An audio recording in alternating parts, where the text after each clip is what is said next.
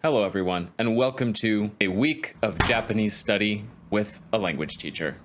That's me, I'm the language teacher. My name is Karp, I speak English, French, and Spanish, and I've been teaching and tutoring languages for over 12 years. Wow! Today I'm going to walk you through what I do in a full week of language study, what practices, resources, strategies I use as a language teacher. While I'm using these strategies and practices to study Japanese right now, these can be generally applied to any language. If you are learning a language now, or you want to learn one, leave a comment with your native and your target language. I would love to see what the community is working towards right now and hear about your individual experiences. Now, let's dive in. So each day of the week, I'm doing something to study. All of them are crucial in their own way, but I have passive days of study and active days of study, with one day that is my intense study day. Monday, Wednesday, and Sunday are usually my passive study days because I have the least amount of time for language learning those days. Tuesday, Thursday, and Friday are my active study days, with Saturday being reserved for the intense study day. As you build your own study plan, it's really important to know which days are most or least reliable for the different kinds of study that you need. With that said, let's jump into Monday and understand what a passive study day looks like for me. What does passive learning and acquisition look like? Well, simply put, it's a lot of listening. Passive doesn't mean it's just on in the background. I am still actively listening to these things,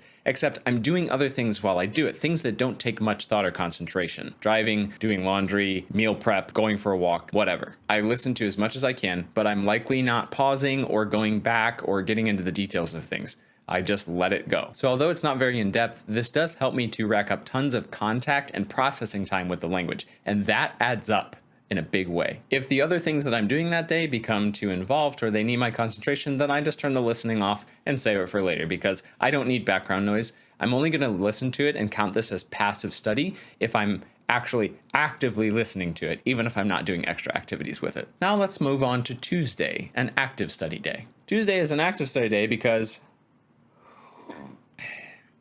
I have more time. Same for Thursday and Friday. On a normal active day, the first thing I spend time on is videos. Not series, not anime, not movies, but videos catered towards acquiring and learning Japanese, usually comprehensible input videos, and mostly on YouTube. When I say videos, I don't mean videos that are in English explaining vocab and grammar of Japanese. That doesn't provide real language interaction. I'm talking about real content where I'm learning about something like the history of Japan, watching someone else's camping vlog, learning a new recipe, all in Japanese. Since this is active study, I'm not just watching the video. Here's what I do. First of all, I have subtitles on as long as they're available. An important side note here, I try to keep subtitles on only in the target language, so only in Japanese. Generally, if a video offers subtitles burnt into the video in Japanese and English, that's not my favorite. And I will try to just read the Japanese on though, or I might just pick a different video. I don't want the English there to give my brain something to default to and sort of ignore what it's supposed to be paying attention to.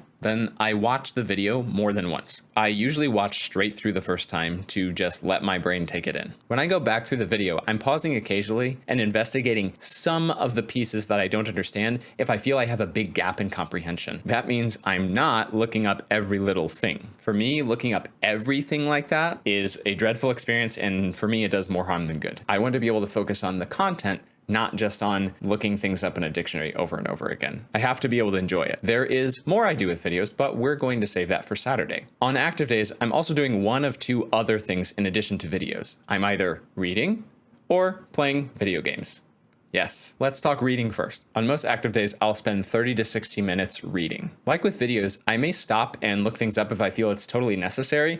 Otherwise, I just enjoy the activity for what it is. Reading for enjoyment is crucial because if I only ever do concentrated reading study with tons of stopping and searching and translation, then I'm not enjoying it as much. I need the habits I use for language learning to be enjoyable long-term so that I stick with them long-term. Also, there is more I do with reading, but that will be saving for Saturday as well. Now, video games. Video games for me are mostly a reading activity. I'll take my time going slowly through a game and trying to read almost everything I see, even if I'm just reading for pronunciation and reading fluency practice and I don't understand everything on the screen. When playing video games, I usually use my computer as well to look things up and add them to lists. But like with reading books or reading manga, I only look up small pieces with the purpose of understanding enough to continue playing the game. The key for looking things up in any scenario for language learning is to keep it minimally disruptive. Looking something up should be used as a small tool and should absolutely not take over the reading, listening, or watching experience. With all that said, there is a lot more we can do with different forms of content, but again, I save the more intricate tasks for Saturday. So we've established our 3 passive and 3 active study days. It's time to talk about the intense day, Saturday. But before that, a quick message from our sponsor. I'm kidding, there is no sponsor. It's just me. I'm my own sponsor. If you're learning French, Spanish, or English and you're looking for a tutor, I'm your guy. Whether you're just getting started, wanting to continue a language you started years ago, or could use some assistance with a language class at school, I'm here to help. In the description below, you'll find a link to a Google form. If you're interested in tutoring from a passionate language teacher who has over 12 years of experience tutoring and teaching, fill out the form. It takes less than 5 minutes, and I'll get back to you within 48 hours. Thanks.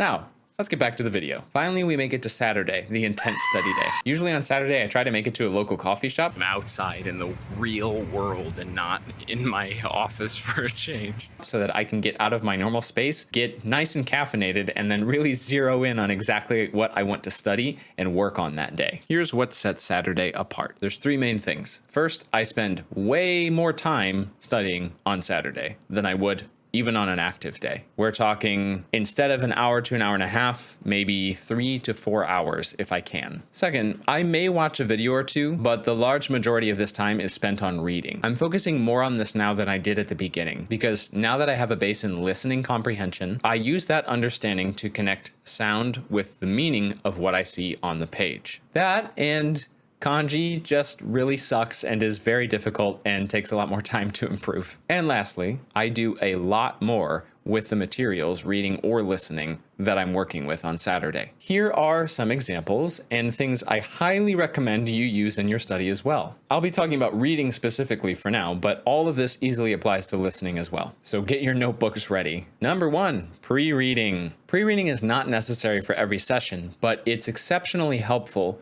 when you are getting into new topics or more specific topics. For example, are you about to read something about a zoo? Then one form of pre-reading might be asking an AI to write some beginner level Japanese about what a zoo is and what is some key vocab to know before reading about a zoo. This helps you anticipate the vocab that you're going to see in the text and makes it more accessible before you even get started. Remember though, AI can be really strange sometimes, so try to keep the prompt fairly simple. 2, read the material in chunks. I mean like half chapter or 1 chapter at a time, depending on the length of what you're reading or the complexity of it. Since I'll be getting deep into the details of whatever I'm reading on this day, I need smaller pieces of it to work with, because I can't expect to read a 30-page chapter and then go back and pour over maybe extra or new vocab for all of the 30 pages. That would take forever. During that reading time, I will pause and look up small things for clarification, but then I add them to a list in Google Sheets. I'll explain why in a moment. I also list extra vocab, like more than I would normally stop for, that I want to look up when I'm done reading that chunk. I list all of those in Google Sheets to set up for this next activity. 3, sentence mining and vocab review. When I'm done with that chunk, I go back to my list I created in Google Sheets. Now, there are a few steps to how I use this. First, because Japanese has different writing systems, I go back and add the phonetic reading and hiragana to each of the terms. Now, if you're learning a language with a phonetic alphabet, you may not need this step. Next, I find English definitions for each term and put them in the next column. Sometimes I match the text with the background color so that when I review, I don't see the answer by default, and my brain can do the guessing and searching first, and then I can check if I need. Then I sentence mine with the vocab. That means I'm either going back to the original sentence that it appeared in, if I find that that sentence is understandable and gives good context, or I use tatoeba to find really good example sentences for my term, and they go in the next column. This is really important because vocab with no context is fairly meaningless to your brain. You need context for it to stick and to really make sense. Think of context as the glue for your new learning. Lastly, I use the Google Translate command in Google Sheets. Yes,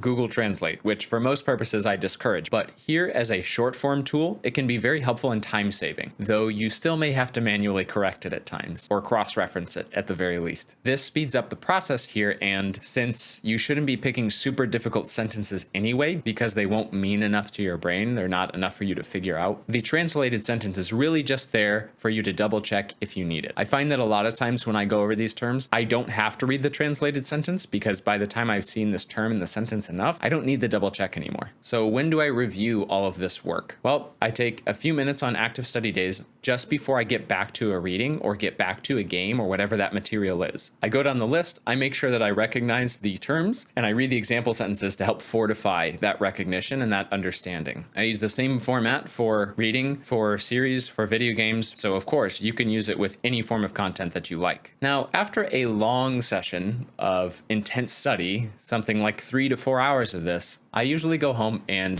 take a nap. I'm not kidding. This applies more so to beginners, but after your brain is working hard in a new language for a long time, it will make you tired. Taking short breaks while studying, however, and getting proper sleep each night is incredibly beneficial to your acquisition process. If you don't get proper sleep and you don't take a break occasionally, you will impact how much you're retaining. So get rest when you need it. You may notice there's no built-in writing or speaking time in my current weekly schedule. And that's mostly true. I can't afford a weekly tutor right now, so the sessions I do have are pretty spaced out. As my level increases though, there will be a point where I will need additional speaking opportunities, regular speaking opportunities, aside from the occasional conversation with Japanese speaking friends. But it's okay for now because I love my current process that will help me get there. And I did just have a ton of real as it gets speaking practice during my trip to Japan. That was awesome.